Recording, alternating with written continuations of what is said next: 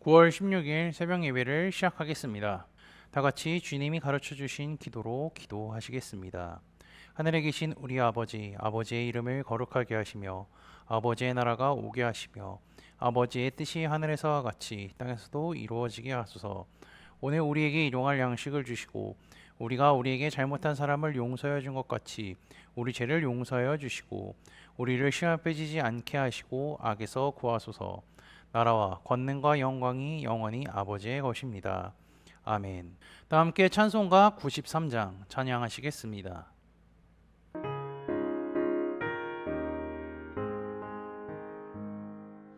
예수는 나의 힘이요 내 생명 되시니 구주 예수 떠나 살면 죄 중에 빠지니 눈물이 앞을 가리고 내 맘에 근심 쌓일 때 위로하고 힘 주시니 주 예수.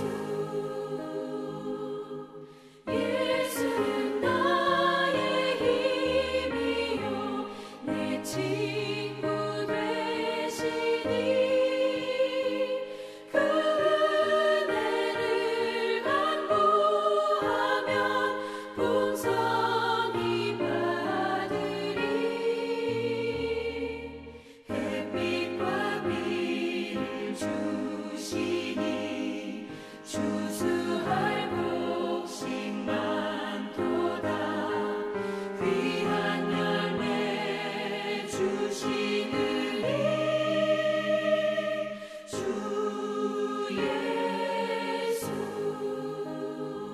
예수는 나의 힘이요 내 기쁨 되시니 그 명령을 준행하여 늘 충성하겠네.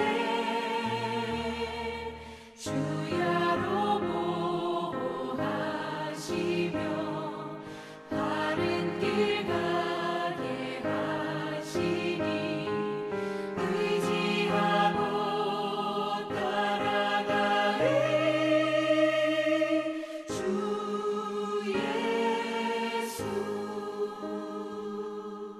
예수는 나의 힘이요 내 소망 되시니 이 세상을 떠나갈 때 곧 영생 얻으리. 한없는 복을 주시고 영원한 기쁨 주시니 나의 생명 나의 기쁨 주 예수. 오늘 우리 공동체 성경읽기 본문은 사무엘상 5장입니다. 그중 1절에서 12절까지를 읽고 말씀을 나누도록 하겠습니다. 블레셋 사람들이 하나님의 궤를 빼앗아 가지고 에베네셀에서부터 아스돗에 이르니라. 블레셋 사람들이 하나님의 궤를 가지고 다곤의 신전에 들어가서 다곤 곁에 두었더니 아스돗 사람들이 이튿날 일찍이 일어나 본즉 다곤이 여호와의 궤 앞에 엎드려져 그 얼굴이 땅에 닿았는지라. 그들이 다곤을 일으켜 다시 그 자리에 세웠더니 그 이튿날 아침에 그들이 일찍이 일어나 본즉 다곤이 여호와의 궤 앞에서 또다시 엎드려져 얼굴이 땅에 닿았고 그 머리와 두 손목은 끊어져 문지방에 있고 다곤의 몸뚱이만 남았더라. 그러므로 다곤의 제사장들이나 다곤의 신전에 들어가는 자는 오늘까지 아스돗에 있는 다곤의 문지방을 밟지 아니하더라. 여호와의 손이 아스돗 사람에게 엄중히 더하사 독한 종기의 재앙으로 아스돗과 그 지역을 쳐서 망하게 하니 아스돗 사람들이 이를 보고 이르되 이스라엘의 신이 괴를 우리와 함께 있지 못하게 할지라. 그의 손이 우리와 우리 신 다곤을 친다 하고 이에 사람을 보내어 블레셋 사람들의 모든 방백을 모으고 이르되 우리가 이스라엘의 신의 괴를 어찌하려 하니 그들이 대답하되 이스라엘의 신의 괴를 가드로 옮겨가라 하므로 이스라엘 신의 괴를 옮겨갔더니 그것을 옮겨간 후에 여호와의 손이 심히 큰 환란을 그 성읍에 더하사 성읍 사람들의 작은 자와 큰 자를 다쳐서 독한 종기가 나게 하신지라. 이에 그들이 하나님의 괴를 에그론으로 보내리라. 하나님의 괴가 에그론에 이른즉 에그론 사람이 부르짖어 이르되 그들이 이스라엘의 신의 괴를 우리에게로 가져다가 우리와 우리 백성을 죽이려 한다 하고 이에 사람을 보내어 블레셋 모든 방백을 모으고 이르되 이스라엘의 신의 괴를 보내어 그 있던 곳으로 돌아가게 하고 우리와 우리 백성이 죽임을 당함을 면하게 하자 하니 이는 온 성읍이 사망의 환란을 당함이라. 거기서 하나님의 손이 엄중하심으로 죽지 아니한 사람들은 독한 전기로 치심을 당해 성읍의 부르짖음이 하늘에 사무쳤더라. 아멘. 이스라엘과 전쟁에서 승리한 블레셋은요, 그들의 전쟁 역사 중 가장 훌륭한 전리품 중에 하나인 하나님의 괴를 앞에 세우고 당당하게 귀환했습니다. 그들의 입장에서는요, 하나님의 괴가 영광스러운 전리품인 거죠. 그것을 다곤 신전에 자랑스럽게 들여놓았습니다. 고대 근동의 전쟁 관습에 따르면요, 전쟁에서 승리한 자들은 패배한 자들의 신의 형상을 자신들이 섬기는 신의 신전에 안치했습니다. 승리한 자들의 신들이 패배한 자들의 신들의 지위 아래 놓임을 의미하는 거죠. 이 같은 위기 질서는요, 승리한 신이 패배한 자들의 신의 힘을 흡수하는 것이 당연하다고 믿었기 때문입니다. 그렇게 두려워하던 여호와를, 하나님을 포로로 끌고 왔으니 그들은 얼마나 뿌듯했을까요? 그러나 이제부터 진짜 전투가 시작된다고 할 수가 있습니다. 이 전투가 끝나면요, 승자는 패자가 되고요, 수모를 당한 자는 영광을 받고, 그리고 승리의 영광을 받았던 자는 수모를 당하는 반전이 이루어지고 있습니다. 여호와 하나님은 진정한 역전의 하나님이시라는 것을 본문을 통해 우리는 확인할 수가 있으실 겁니다. 먼저 그들이 섬기는 신이 있습니다. 다곤이죠. 다곤은 물고기 모양을 한 신입니다. 블레셋은 에게에서 살다가 가나안 쪽으로 이주해서 와서 그런지 물고기 모양의 신을 믿었죠.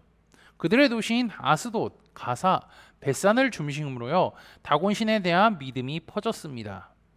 다곤 신전의 법궤를 안치한 다음 날, 블레셋 사람들이 다곤 신전에 들어가 보니 그들이 생각했던 것과 정반대의 상황이 나타났죠. 이는 다곤 신상이 하나님의 궤 앞에 엎드려져 그 얼굴이 땅에 닿은 것입니다. 블레셋 사람들에게는요, 일어나지 않았던 일이 일어난 것이고요, 당시 고대 근동의 사회에서 있을 수 없는 일이 일어난 겁니다. 이스라엘 땅에서는 별 볼 일 없는 이 궤가, 이 상자가요, 이방 땅에서는 새롭게 일하고 있는 것이죠. 하나님께서는요, 인간의 심부름꾼이나 부적이 아니라 스스로 일하시고 영광 받으시는 분임을 우리는 기억해야 합니다. 그런데 이어서 그 다음 날에도 비슷한 일이 일어났습니다. 다곤이 다시 한 번 더 엎드려져 있을 뿐만이 아니라 이번에는 손과 목과 두 손이 다 부러져 있었습니다. 애굽에서 임했던 마지막 재앙이 밤에 일어났던 것처럼 다곤은 밤이면 순환과 고통을 당하고 있는 것입니다. 당시의 머리와 손이 전쟁의 승리를 상징하는 전리품으로 취급받았기 때문에 승자들은요, 패자들의 머리와 손을 잘라 모으는 습성도 있었습니다.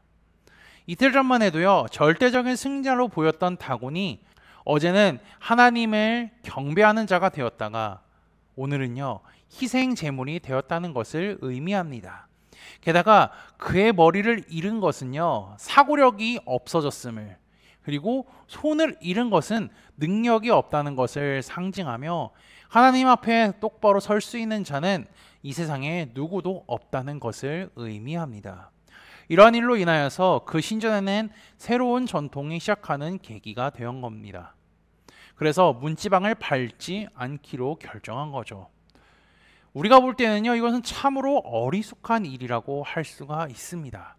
하나님의 능력을 체험하고 경험했다면요, 다곤을 버리고 하나님을 섬겨야 하는 것이 자연스러운 이치 아닐까요? 그런데 그들은요, 오히려 더 굳건하게 다곤을 숭배하기로 결심했습니다. 하나님은 그들의 결심이 잘못되었다는 것을 즉각적으로 이제 보여주시는데요. 6절 한번 볼까요? 여호와의 손이 아스돗 사람에게 엄중히 더하사 독한 종기의 재앙으로 아스돗과 그 지역을 쳐서 망하게 하니. 다곤 신전에 안치되었던 하나님의 법궤가 블레셋 사람들을 심판하기 시작한 것입니다. 하나님의 심판이 다곤에게만 국한되지 않고 다곤을 믿고 섬기던 블레셋 사람들에게도 임한 겁니다. 견디다 못한 사람들은요, 하나님의 법궤를 이리저리 옮겼습니다. 우선은 골리앗의 고향인 가드 땅에 갔다가요, 그 다음에는 에그론으로 옮겨졌죠. 블레셋 사람들이 그 하나님의 궤를 옮길 때마다 옮기는 장소에 하나님의 재앙이 그대로 임했습니다. 이러한 극심한 피해가 있었음에도 불구하고요, 그들은 언약궤를 포기하지 못했습니다. 왜 그럴 걸까요? 이것은요, 그들이 전쟁에서 얻은 최고의 전리품이기 때문입니다. 이스라엘 하나님이 어떤 분인지 알고 두려운 마음도 있었습니다. 그럼에도 불구하고 자신들의 신인 다곤이 승리를 주었고 그 승리로 받은 전리품이기 때문에 최대한 버티자고 한 것입니다. 가드 사람, 에글로 사람 상관없이 하나님의 재앙을 그대로 받고 그리고 그 언약궤를 반대했습니다. 그들에게는요, 하나님의 궤가 가는 곳마다 죽음과 고통을 초래하는 공포의 궤가 되어버린 것입니다. 결국 블레셋의 방백들이 모여서 하나님의 법궤를 원래 있던 곳으로 돌려보내기로 마음을 모았습니다. 사무엘상 5장은요, 이 모든 일이 하나님께서 하신 것이라는 것을 보여줍니다. 그리고 6절, 7절, 9절, 11절을 보시면 하나님의 능력의 상징인 손이 언급됩니다. 반면 하나님의 손이 등장하기 전에 다곤은 어떻게 됐죠? 손을 빼앗기게 됩니다. 하나님께서는요, 결코 블레셋 사람들이나 그들의 신에 의해 구속을 받지 않으시는 전지전능하신 분임을 스스로 보여주신 거고요. 말씀을 읽는 우리는 이 사실을 잊어서는 안 됩니다. 우리는 지난 시리즈 말씀을 통하여서 모든 신은 인간이 만들었고 우상은 사람들이 돈과 권력을 위해서 만들었음을 배웠을 뿐더러 하나님께서 창조하신 모든 피조물 그리고 세상에 나라와 왕을 세우시고 무너뜨리신다는 것이 우리가 믿는 하나님임을 말씀을 통해 배웠습니다. 블레셋은 하나님이 어떤 분인지 알고 있었으며 그분의 전지전능하심을 직접 경험했습니다. 그러나 하나님을 인정하고 믿기는커녕 다곤을 더 열심히 섬기기로 결심했으며 하나님의 일하심으로 인하여서 그들은 울부짖게 됩니다. 12절이죠. 죽지 아니한 사람들은 독한 종기로 치심을 당해 성읍의 부르짖음이 하늘에 사무쳤더라. 4장 3절을 보면요, 이스라엘의 장로들이 그리고 13절은 실로의 울부짖음이 있었습니다. 이제는 블레셋 사람들이 울부짖는 자들이 됩니다. 하나님의 일하심으로 인하여서 울부짖는 것은요, 애굽의 모든 장자가 죽었을 때 그들이 울었던 것이 생각이 날 것입니다. 이스라엘의 원수들에게 임한 하나님의 심판은요, 마치 그분의 새로운 구원의 사역을 시작하는 서사처럼 보이기도 합니다. 하나님의 일하심은요, 시간과 장소에 구애받지 않습니다. 그분은 이 세상을 창조하시며 다스리시는 분이기 때문이죠. 그분은 우리의 삶 속에도 함께 하시고 일하고 계십니다. 오늘 하루도 신실하신 하나님을 굳게 믿으며 그분과 동행하는 코너스톤 형제자매들이 되시기를 주님의 이름으로 축복합니다. 다 함께 찬송가 455장 찬양하시겠습니다.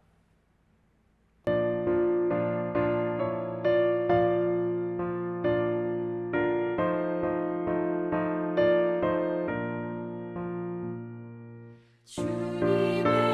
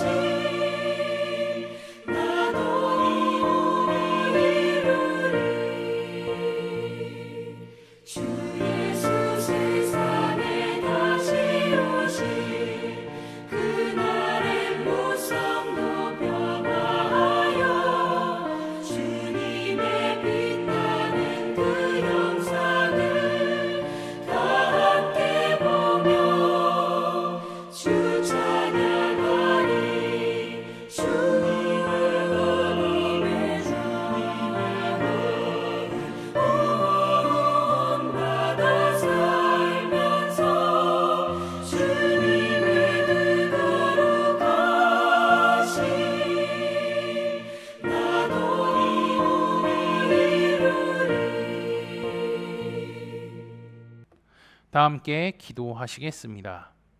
만물의 주관자 되시고 다스리시는 하나님 아버지, 주의 은혜와 사랑에 감사를 드립니다. 세상은 죄로 인하여 오염되었지만 주님을 믿는 자들은 날마다 말씀으로 새롭게 하시고 성령으로 동행해 주시는 은혜에 감사합니다.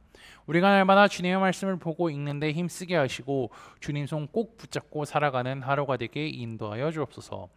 하나님의 일하심은 시간과 장소에 구애받지 않으며 볼레셋 쌍에서도 역사하시는 하나님을 성경 말씀을 통해 배우게 하시니 감사합니다.